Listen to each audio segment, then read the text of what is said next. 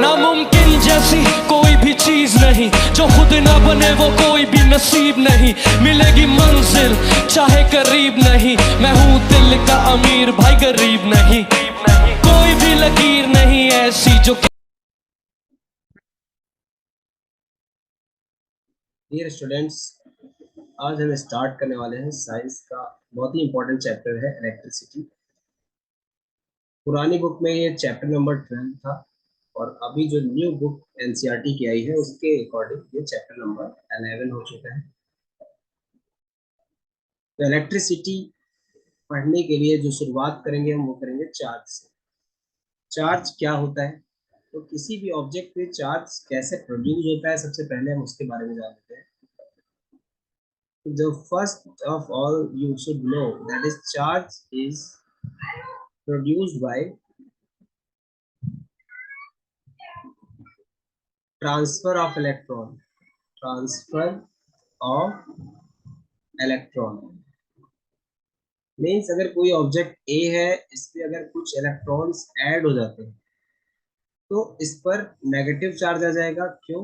क्योंकि इलेक्ट्रॉन पर negative charge होता है और प्रोटॉन पे पॉजिटिव चार्ज होता है। और आप जानते हैं कि प्रोटॉन को रिमूव नहीं किया जा सकता, इलेक्ट्रॉन ऐड भी हो सकते हैं और किसी भी एटम या सब्सटेंस से रिमूव भी हो सकते हैं। तो अगर इलेक्ट्रॉन ऐड हुए तो उस पर जो चार्ज डेवलप होगा वो n नंबर ऑफ इलेक्ट्रॉन्स के इक्वल ही नेगेटिव चार्ज आ जाएगा। तो अब बात आती है कि चार्ज ऑन इलेक्ट्रॉन होता कितना है। तो charge on 1 electron is equal to होता है -1.6 इंटू 10⁻⁻19 कूलाम। कूलाम जो है वो चार्ज की यूनिट है और आप देख सकते हैं कि नेगेटिव पावर ये शो करता है कि अगर आप इसको डेसिमल में लिखना चाहें तो -1.6 के बाद नीचे 1 के बाद आप 19 जीरो जब लगाएंगे तब जाके इसकी वैल्यू आएगी डेसिमल्स में। तो बहुत ही छोटा चार्ज होता है, मतलब पूरी दुनिया में सबसे छोटा चार्ज अगर है तो वो इलेक्ट्रॉन के ऊपर होता है। अब अगर कोई ऑब्जेक्ट चार्ज होगा तो या तो वो नेगेटिव चार्ज बनेगा या तो वो पॉजिटिव चार्ज बनेगा। नेगेटिव चार्ज तब बनेगा जब उस पर इलेक्ट्रॉन ऐड, और पॉजिटिव चार्ज वो तब बनेगा जब उसमें से इलेक्ट्रॉन बाहर निकल जाए। आई होप कि आप ये बात समझ चुके होंगे कि कोई भी ऑब्जेक्ट नेगेटिवली चार्ज कब होता है और पॉजिटिवली चार्ज कब होता है। तो अब इसके बारे में हम आगे पढ़ सकते हैं। तो यहाँ पर आप जैसे भी देख पा रहे हैं कि there are two types of charges, one is positive and other is negative. Same charges या like charges repel each other while different charges or unlike charges attract each other। अगर पॉजिटिव पॉजिटिव हो या negative negative हो तो वो एक दूसरे को रिपेल करेंगे, अदरवाइज वो एक दूसरे को अट्रैक्ट करेंगे। जैसे ही आप देखेंगे कि एक पॉजिटिव होगा एक नेगेटिव होगा तो they will attract each other. अभी अभी मैंने चार्ज के बारे में डिस्कस किया कि चार्ज की जो यूनिट है वो क्या है, कूलाम। कूलाम का जो सिंबल है वो कैपिटल सी है और 1 कूलाम अगर आप चाहते हैं कि आप चार्ज प्रोड्यूस करें तो आपको उसमें 6.24, यहाँ पर थोड़ा सा मैं इसको करेक्ट कर देता हूँ, 6.25 इंटू 10⁻18 इलेक्ट्रॉन्स की आपको जरूरत पड़ेगी जिससे कि 1 कूलाम चार्ज प्रोड्यूस किया जा सके। और अभी अभी मैंने आपको बताया कि an electron has negative charge of 1.6 into 10⁻⁻19 coulomb. Q is equal to होता है एन ई, जहां पर Q क्या है, चार्ज, और N क्या है, number of electrons, number of electrons, और E क्या है, चार्ज ऑन 1 इलेक्ट्रॉन। अगर कभी आपसे कोई पूछे कि इतने इलेक्ट्रॉन्स क्यों जरूरी है एक कूलाम के लिए, तो आप इस फॉर्मूले को, जिसको क्वांटाइजेशन ऑफ चार्ज भी कहते हैं, यहाँ पर N is equal to Q by E आ जाएगा। और Q मतलब क्या, 1 कूलाम, और E मतलब 1.6 इंटू 10⁻⁻19 कूलाम। कूलाम से कूलाम कैंसिल हो जाएगा, जब आप 1 ये डेसिमल हटाएंगे 6 का तो ऊपर एक जीरो बढ़ जाएगा, और एक ये जो 19 की पावर में से अगर एक जीरो मैं इसमें ले लूँ तो 100/16, और इनटू ये नीचे से जब ऊपर पावर जाएगी तो 10⁻18 पॉजिटिव में आ जाएगा। और जैसे ही आप 100 को डिवाइड करेंगे 16 से तो यू विल गेट 6.25 और इंटू 10⁻18 नंबर ऑफ इलेक्ट्रॉन्स आ जाएगा। आई होप कि आप ये बात समझ रहे होंगे। अब इलेक्ट्रिक करंट क्या होता है? Rate of flow of charge, rate of flow of charge is called current, electric current. Movement of electrons make current. ये इस बात के लिए लिखा हुआ है क्योंकि आप अगर सर्किट पे देखें तो पॉजिटिव टर्मिनल से नेगेटिव टर्मिनल की तरफ करंट हमेशा फ्लो करता है। और वो करंट फ्लो क्यों करता है? क्योंकि इलेक्ट्रॉन फ्लो करता है from negative charge to positive charge. Electron की डायरेक्शन होती है from negative terminal of the battery और cell towards positive terminal and in the consequent current flows from positive to negative terminal. तो इस तरह से आप कह सकते हैं कि जब चार्ज मूव करेंगे, इलेक्ट्रॉन मूव करेगा तो इलेक्ट्रिक करंट अपने आप प्रोड्यूस हो जाएगा।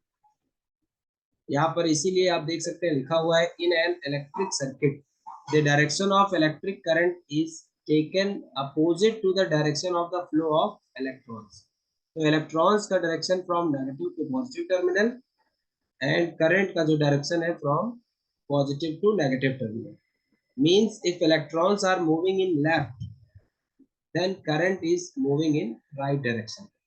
तो आप यहाँ पर देख सकते हैं कि बहुत अच्छा डायग्राम बनाया गया है जिसमें आप सर्किट में देख सकते हैं कि एलईडी बल्ब लगा हुआ है।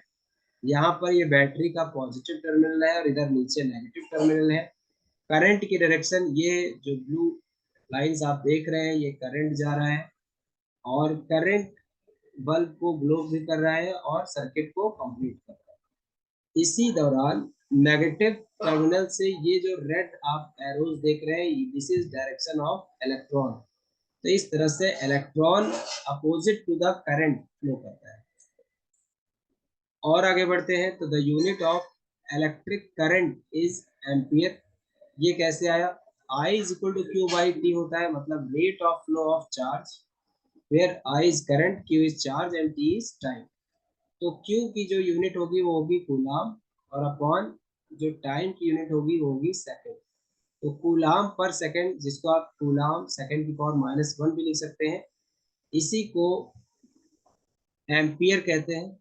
और यही एम्पियर ए सिंबल से डिनोट होता है। तो मतलब आप एम्पियर को ए से डिनोट करेंगे। और 1 एम्पियर करंट, अगर आपसे कोई पूछे कि डिफाइन करो कि 1 एम्पियर करंट क्या है, तो हम इसे बड़े आराम से कह सकते हैं कि अगर 1 कूलम ऑफ चार्ज पर सेकंड फ्लो कर रहा है तो इट्स मींस कि सर्किट के अंदर 1 एम्पियर करंट फ्लो कर रही है। चलिए इसको आप जब इंग्लिश में लिखेंगे तो क्या लिखेंगे definition? 1 ampere current may be defined as the flow of 1 coulomb of charge per second। अब ये करंट जो प्रोड्यूस हो रही है इसको मेजर किससे किया जाएगा? तो current is measured by ammeter, मतलब उस इलेक्ट्रॉनिक डिवाइस का नाम क्या है? Ammeter. Ammeter is always connected in series. ये बहुत ही इंपॉर्टेंट पॉइंट है कि आखिर उसको कनेक्ट कैसे किया जाएगा।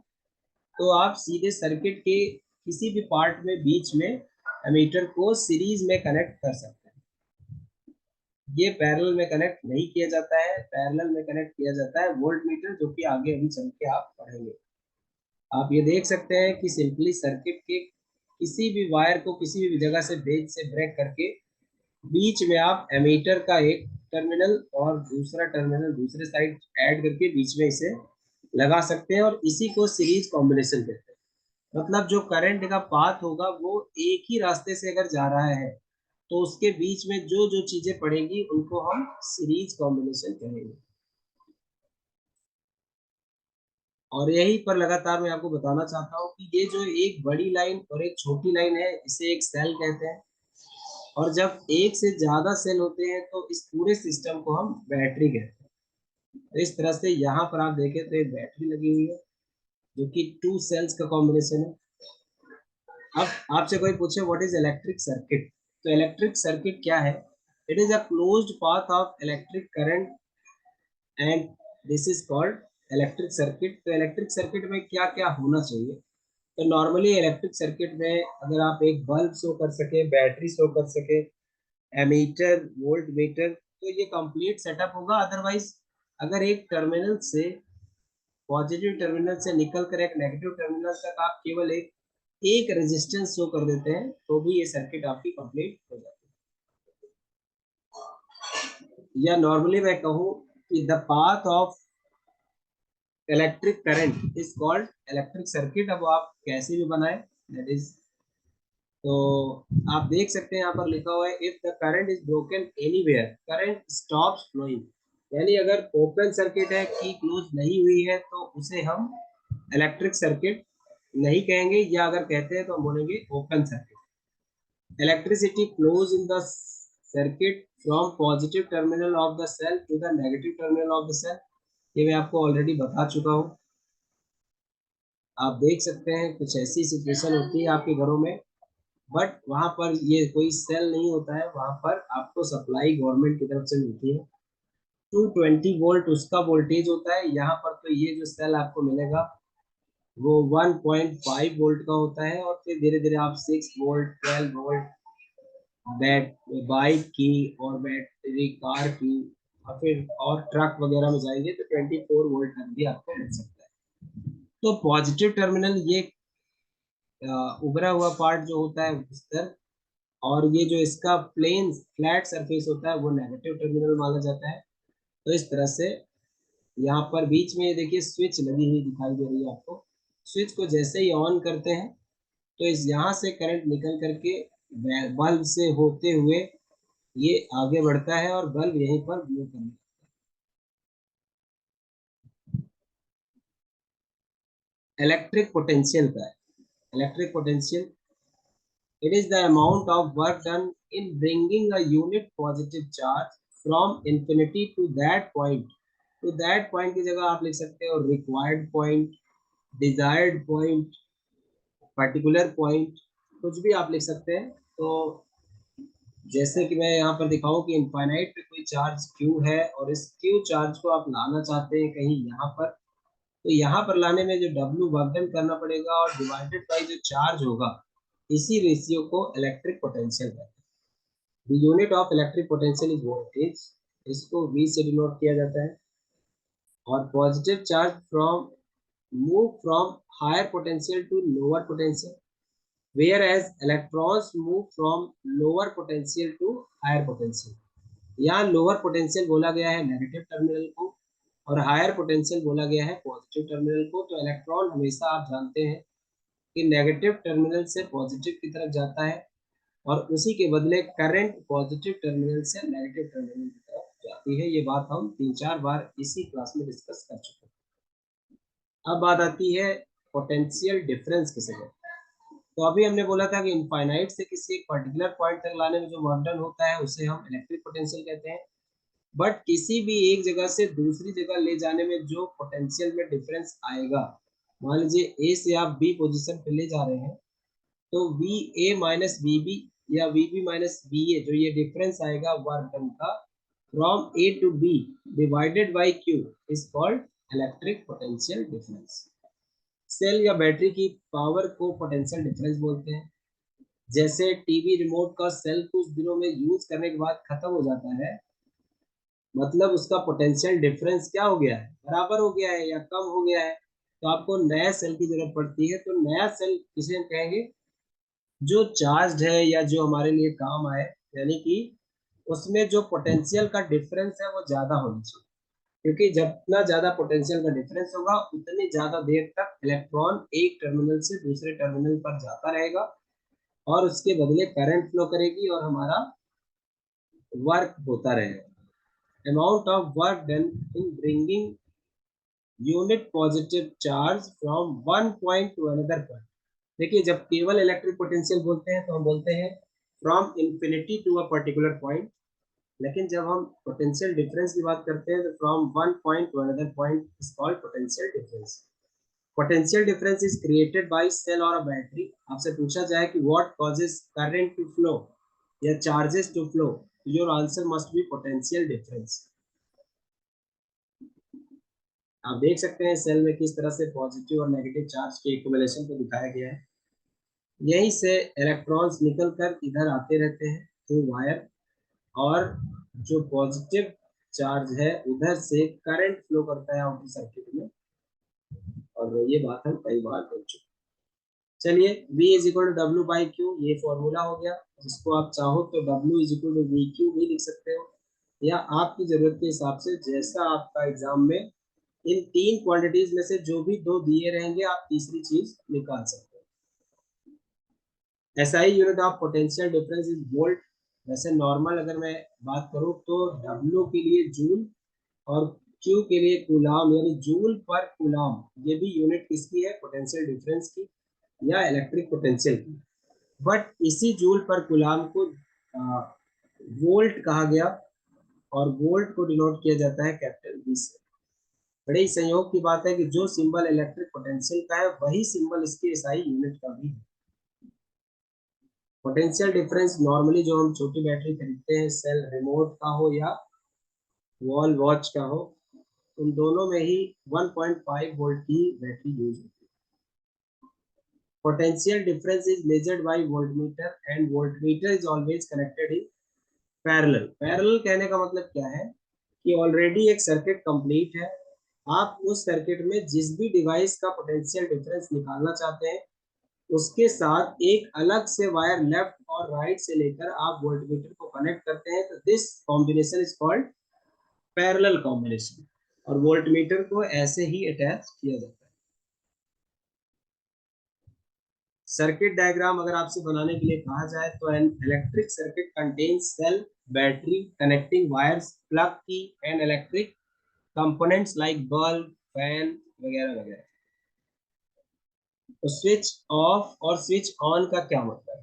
जब स्विच ऑफ करते हैं आप तो इसका मतलब सर्किट कहीं ना कहीं से ब्रेक है, मतलब की अभी टच नहीं हुई है। टच होना मतलब क्लोज होना, यानी स्विच का ऑन होना, उस टाइम पर बल्ब ग्लो करने लगेगा, और जैसे ही ये सर्किट ब्रेक होगी मतलब स्विच ऑफ कर दिया जाएगा तो ये बल्ब ग्लो होना बंद हो जाएगा। Symbols used in the diagram, क्या क्या हो सकता है इसको जानना भी बहुत जरूरी है। ये आप देख सकते हैं, इसको यूरोप में यूज किया जाता है, ऐसा यहाँ पर लिखा हुआ है, और आपकी बुक में ऐसा यूज नहीं किया जाता है। रजिस्टर्स को हम, ये जो जिग जैग लाइन है, इस तरह यूज करते हैं, जो कि यूएसए में भी यूज किया जाता है, इंडिया में भी यूज किया जाता है। एमीटर का जो सिंबल है वो कुछ ऐसा रहेगा, ए लिखा रहेगा और लेफ्ट राइट आपका ये पॉजिटिव नेगेटिव। वोल्टमीटर में भी पॉजिटिव नेगेटिव, और ये मोटर का जो लिखा हुआ है ये आपकी बुक में नहीं है और यूज भी नहीं होगा। इंडक्टर भी आपकी बुक में ना तो दिया है ना भी यूज होगा, बट इंडक्टर ध्यान दो तो अलग क्या है, resistance you zigzag lines होती है, जबकि इंडक्टर में क्वाइलिंग होती है, ये क्वाइल क्वाइल है। स्विच आप चाहे तो ऐसे बनाओ, ऐसे बनाओ, या एक स्विच का तरीका ये भी है जिसमें डॉट दिखाना मतलब ऑन, और अगर डॉट नहीं दिखाते हैं तो मतलब ऑफ। लैंप को दिखाने का ये तरीका हो सकता है क्रॉस, और ये नियॉन लैंप, और एक ये लैंप। कैपेसिटर जो चार्ज को स्टोर करता है, मतलब हर एक सेल या बैटरी के अंदर कैपेसिटर होता है, बट ये 12th क्लास में आता है, अभी आपके काम नहीं आएगा। ये ट्रांसफार्मर में primary coil and secondary coil, और ये बीच में आयरन कोर है। ये मैं आपको केवल इसलिए बता रहा हूँ कि आप ये ना सोचे कि सर ने बिना बताए ही छोड़ दिया इस टॉपिक को, इसलिए मैं ये बता रहा हूँ। बट ट्रांसफार्मर भी अब आपके टॉपिक से कट आउट हो चुका है। ग्राउंडिंग का मतलब होता है वायर को अर्थ से जोड़ना, मतलब आप जमीन में अगर किसी भी कंडक्टर को, लोहे की रॉड वगैरह को अगर गाड़ने के बाद उसमें आप ये वायर टच कर देते हैं तो this is called grounding. DC voltage source को हमेशा एक छोटी लाइन से नेगेटिव और बड़ी लाइन से पॉजिटिव करके दिखाया जाता है, जिसको हम सेल स्ट्रक्चर बोलते हैं, और ये डीसी करंट देता है, जबकि हमारे घरों में आने वाली बिजली होती है एसी, और एसी का सिंबल यहीं पर मैं बता देता हूँ, कुछ ऐसा बनाया जाता है जिसमें ना तो कोई पॉजिटिव होता है ना तो नेगेटिव, दोनों ही बदलते रहते हैं, इसीलिए उसे एसी यानी अल्टरनेटिंग वोल्टेज कहा जाता है। ये डायोड का सिंबल है जो क्लास 12th में ही यूज होगा, अभी आपके काम नहीं आएगा। अब आ जाते हैं हम ओम्स लॉ में।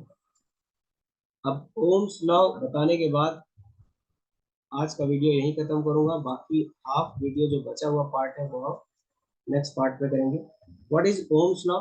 The current passing through a circuit is directly proportional to potential difference and this is called Ohm's law. वैसे तो आप चाहे तो potential difference directly proportional to electric current का है या electric current directly proportional to potential difference, दोनों में एक ही बात है। V is directly proportional to I और जैसे ही डायरेक्टली प्रोपोर्शनलिटी का साइन हटता है एक कांस्टेंट आता है और यहाँ पर कांस्टेंट आया है R जो कि होता है resistance of the conductor. Here R is a constant for the given conductor and is called resistance. तो आज के लिए इतना ही। V is equal to I, R ही यहाँ पर आपका ओम्स लॉ। मुझे ऐसी पूरी उम्मीद है कि आपको ये सब कुछ समझ में आया होगा और अगर आपको ठीक से समझ में नहीं आया है तो एक बार वीडियो को फिर से देखिए और अगर कोई उसके बाद भी प्रॉब्लम है तो आप कमेंट कर सकते हैं।